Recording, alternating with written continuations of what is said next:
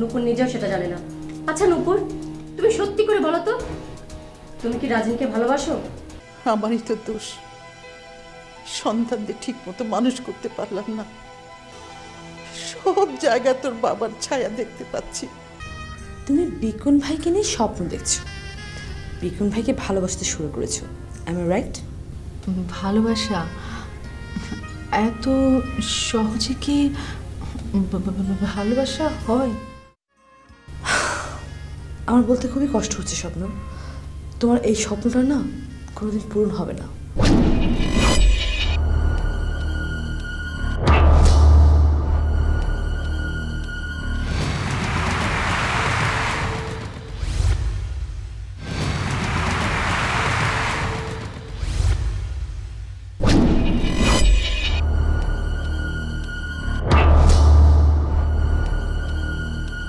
কেন? কারণ বিকুন তোমাকে ভালোবাসে না। কিন্তু বিকুন ভাই যে বলল। আহা শবনম, তুমি বুঝতে পারছো না কেন?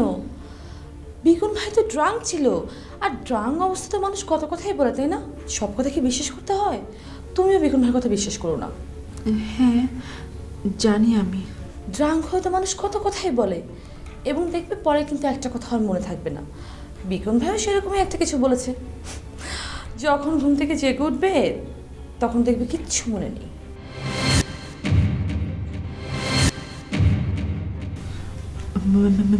মাতলামি ছিল? আরে বোকা মেয়ে, তুমি তো একটা গ্রামের সাধারণ মেয়ে, সহজ সরল মেয়ে, তুমি কিছুই বুঝতে পারছো না। বড় লোকদের কত রকম খেয়াল খুশি থাকে। বিকুন ভাই তোমাকে নিয়ে খেলেছে। রাইট, তুই তো এবার এসব ভালোই বুঝিস, কারণ রাজিন ভাই তোকে নিয়ে খেলেছিল না। শিরোপা, আমি আর শবনম কি এক হলাম? না, মোটেও না। তোর মতো কি আরেক পিস হবে? মাথা খারাপ?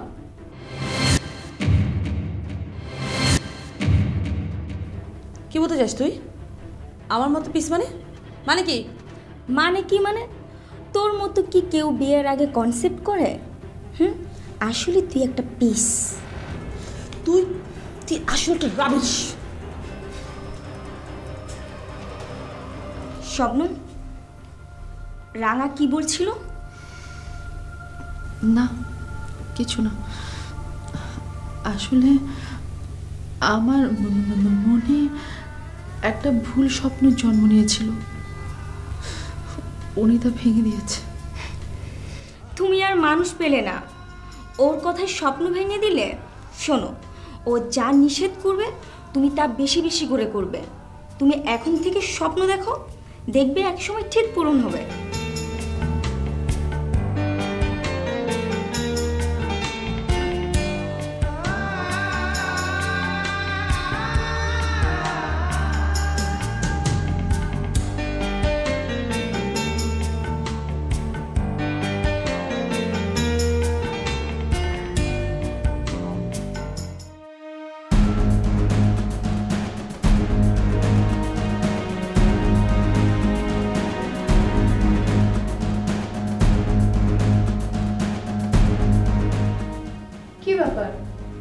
কি এত ভাবছো? এত ভাবলেই কি নতুন কিছু বের হবে? কিন্তু নতুন কিছু তো বাইর করা দরকার, যাতে করে রাজিনার নুপুর আমার সন্দেহ না করে। ফোন করবে? ফোন করলে তো আর সাক্ষী থাকবে না।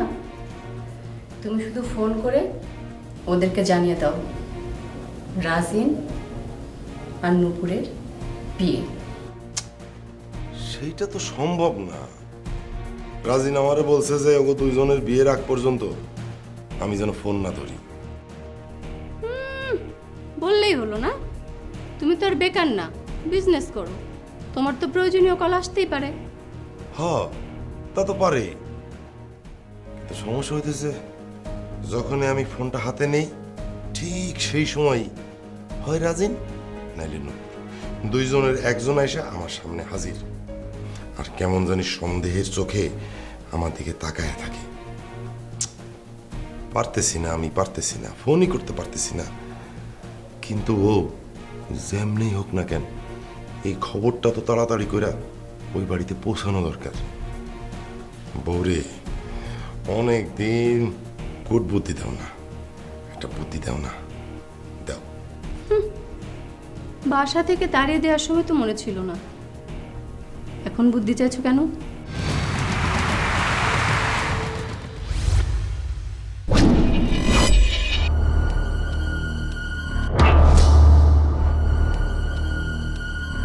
এইটা তুমি কি বললা বউ? তুমি কি ভাবছো? তুমি কি ভাবছো যে আমি তোমার বাড়ি থেকে তাড়াই দিছিলাম? হ্যাঁ, তুমি যদি নিষেধ করতে মা কোনোদিনই এই বাড়ি থেকে আমাকে তাড়িয়ে দিতে পারতো না। এর পিছনে তোমারও হাত আছে। আসলে তুমিও চাওনি এই বাড়িতে আমি থাকি। ভুল কথা কইতেছো তুমি, একদম ভুল কথা কইতেছো। তুমি তো জানো না বউ, তুমি চলে যাওয়ার পর থেকে আমি দিন রাত 24 ঘন্টা, বুঝছো, দিন রাত 24 ঘন্টা আমি একদম পানি ছাড়া কই মাছের মতো ছটফট করছি। হয়েছে, আর তোমাকে মিথ্যা কথা বলতে হবে না। ছটফট করেছো না ঘোড়ার ডিম? ছটফট করলে অনেক আগেই তুমি আমাকে নিয়ে আসতে। এখন ভাইয়ের বিয়ে, লোকে কথা শোনাবে, এই জন্য তোমার মা আমাকে নিয়ে এসেছে। না না, এটা ঠিক না। আমি তোমারে আনার জন্যে সবসময় মার কাছে যায় কত কান্নাকাটি করছি জানো? সবসময় মায়ের কাছে যায় কান্নাকাটি করতাম তোমার জন্য। হয়েছে, আর ঢং করতে হবে না, তোমার ঢং আমার জানা আছে। আচ্ছা যাই হোক, এখন বলো তো কি করবে? বউ, বউরে একটা বুদ্ধি দাও না। যেহেতু ফোন ধরলে ওরা তোমাকে সন্দেহ করছে, আবার যেতেও পারছো না, বিকন সঠিক সময় পৌঁছাবে কিনা সেটা নিয়েও একটা সমস্যা আছে। সমস্যা মানে কি? এটা তো একটা কঠিন সমস্যা, আর এইটাই হলো আমার সুযোগ। আমি এই সুযোগে যদি কিছু করতে না পারি, তাহলে এরকম সুযোগ আমার জীবনে আর আসবো না, আমি শেষ। সেই ক্ষেত্রে তোমাকে কাজটা 100% শিওর হয়ে করতে হবে। শোনো, ওদের ভরসায় না থেকে তুমি তোমার নিজের লোক দিয়ে বিকনের হয়ে কাজটা সেরে ফেলো। মানে কি? আমি রাজিনের নিজের লোক দিয়ে খুন করব?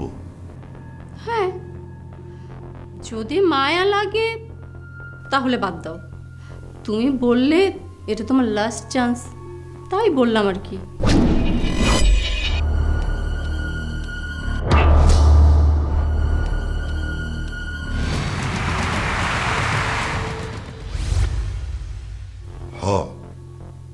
ঠিক বলছো, এইটাই তো আমার শেষ সুযোগ। তাইলে বুদ্ধিটা দাও। তুমি তো আর নিজে মারছো না, টাকা দিয়ে লোক ঠিক করে মারাচ্ছ। শোনো একটা কথা, তোমার ভাই কিন্তু মারা যাবে।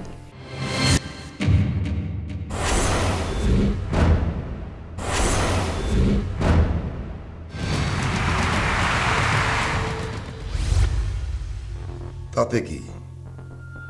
আমি নিজে তো আর মারতাছি না, লোক মারবো।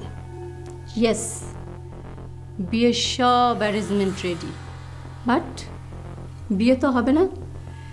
কবুল বলার আগেই রাজিন গুলি খেয়ে মাটিতে লুটিয়ে পড়বে, আর সাথে সাথে নূপুরের দ্বিতীয়বারের মতো বউ সাজার স্বাদ মিটে যাবে।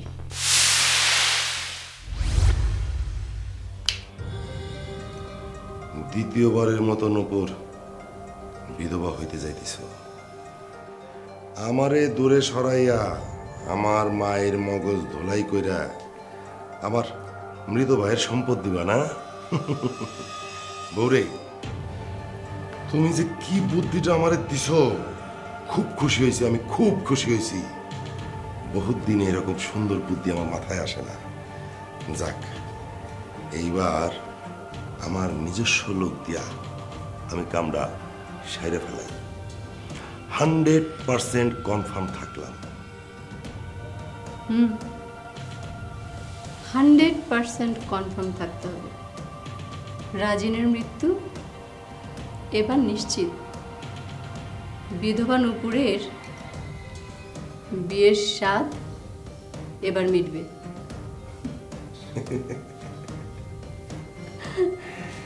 তুমি না থাকলে এরকম খারাপ খারাপ বুদ্ধি তোমার মাথায় আসে না। আস্তে, এই শোনো, নুপুর আর রাজিনের বিয়া না, ও হ্যাঁ, অনেক কাম আছে তোমার। তুমি মায়ের কাছে যাও, মায়ের সাহায্য করো, নুপুরের সাহায্য করো, যাও যাও যাও। আচ্ছা ঠিক আছে।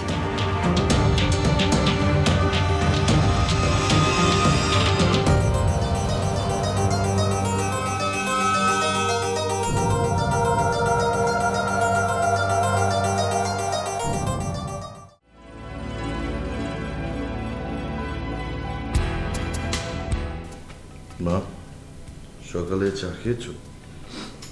এখন আর সকাল নেই। ও হ্যাঁ, তাই তো। এখন তো দুপুর। আমি তোমার পাশে একটু বসতে পারি মা? তুই মির্জা কামালের সন্তান, এই বাড়ির তোদের, তোদের যেখানে মন চায় সেখানে বসবি। আমার বসতে গেলে তোদের পারমিশন লাগবে। এসব কি বলছো মা? ঠিকই বলছি। আমি তো আমার ভাইয়ের প্রতিনিধি হিসাবে এ বাড়িতে আছি, গুপ্তচর। এই বাড়ির খবর ওই বাড়িতে পাচার করা আমার কাজ। আমি তো তোদের ভালোবাসি না, রাজিনদের বেশি ভালোবাসি। মা, আই এম সরি। কি বললি? সরি মা। এটা তো চলে না।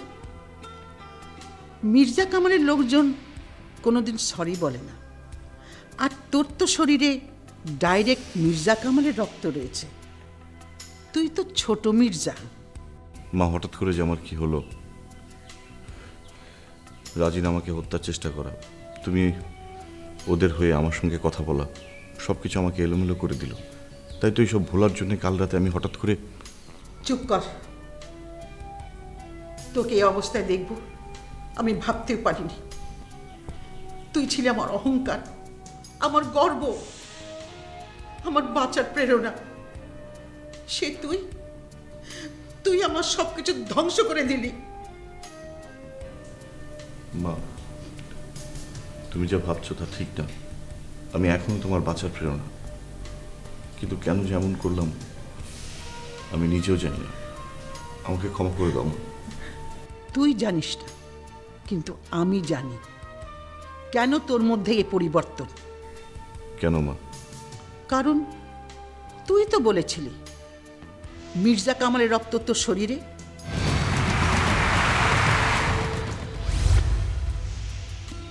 মির্জা কামালের ছায়া তোর মধ্যে। আমি যতই লুকোচুরি করে আমার আদর্শে তোকে বড় করি না কেন, তুই সে রক্তের ডাক কোনো দিন উপেক্ষা করতে পারবি না।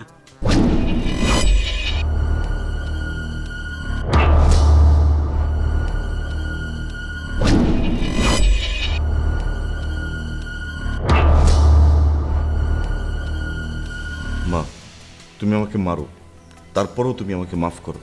ছোটবেলায় যেভাবে শাসন করতে এখন সেভাবে শাসন করো, বকো, কিন্তু মা তুমি আমাকে মাফ করো। এত শাসন করে, আদর্শ দিয়ে, যত্ন দিয়ে বড় করে আজ যদি আবার তোকে শাসন করতে হয়, তাহলে আমার প্রতিপালনের সমস্যা ছিল বিকট। প্রতিপালনে তোমার সমস্যা না মা, সমস্যা হচ্ছে আমার রক্তে।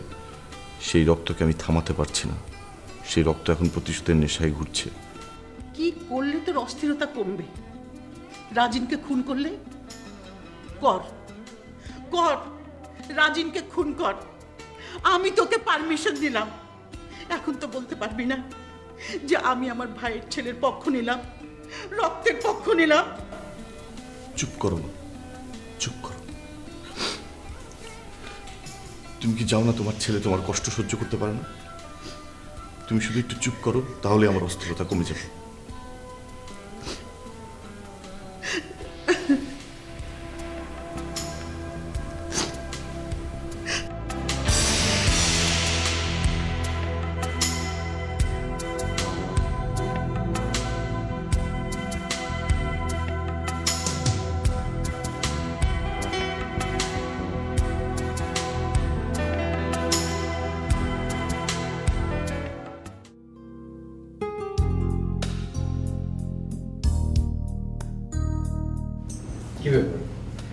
এত কি ভাবছো? কিছু না। আজ রাতেই আমাদের বিয়ে। এত কিছুর পরে তাহলে শেষমেশ আমাদের বিয়েটা হচ্ছে? কেন? তুমি কি এখনো বিশ্বাস করতে পারছো না? তুমি কি ভেবেছিলে আমাদের বিয়েটা হবে না? সত্যি বলতে কি আমি মাঝে মাঝে ভাবতাম যে যা ঘটতে যাচ্ছে সবই হয়তো কল্পনা আমার, আসলে বিয়েটা কখনোই হবে না। এই কথার মানে কি? আর তাছাড়া আজ রাতেই আমাদের বিয়ে। জানি তো। কি এত ভাবছো? ভাবছি রাঙার কথা। এই বাড়ি থেকে কেউ ওকে রেগুলার খবর দেয়, আর আজকের খবরটা যদি রাঙার কাছে পৌঁছায় তাহলে একটা না একটা সিন ক্রিয়েট হবে। আমি আছি, তুমি কোনো চিন্তা করো না। আজ থেকে তোমার সব চিন্তা আমার।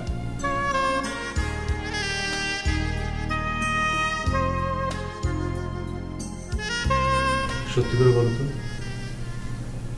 তুমি আমাকে ভালোবাসবে তো? আমাকে স্বামী হিসেবে গ্রহণ করতে পারবে তো? নিশ্চয়ই পারবো, কিন্তু আমাকে হেল্প করতে হবে তো নাকি? আচ্ছা, এত অস্থির হচ্ছ কেন?